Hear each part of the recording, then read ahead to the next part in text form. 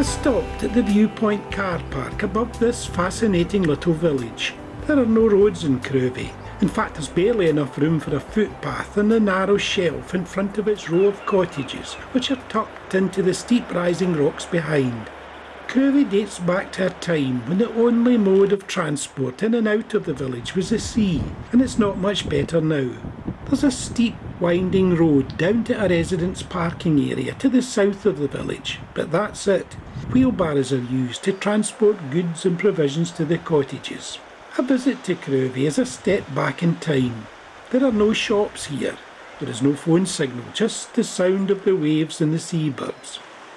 The first thing that you notice on a visit to Crovie is that almost all of the cottages in the village are built with their gable ends facing the sea, as they are in Gardenstown.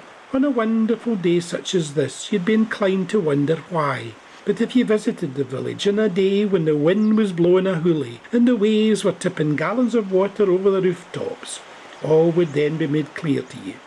Crovie was a coastal village populated by crofting families cleared from the inland estates by the landowner in the late 18th century to make way for his sheep.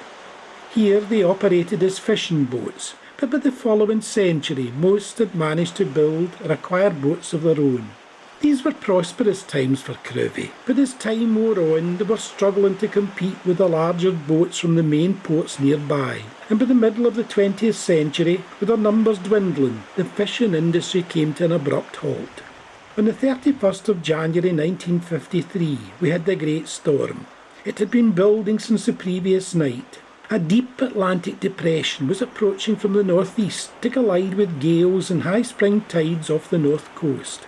What transpired when these forces met was devastating. Sheds and garages were washed away.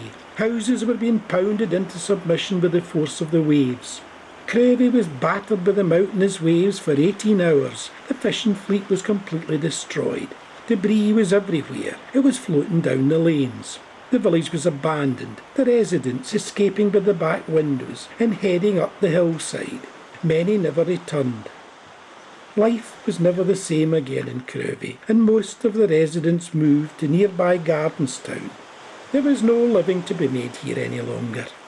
A few of the houses were washed away, as were a good part of the sea defences.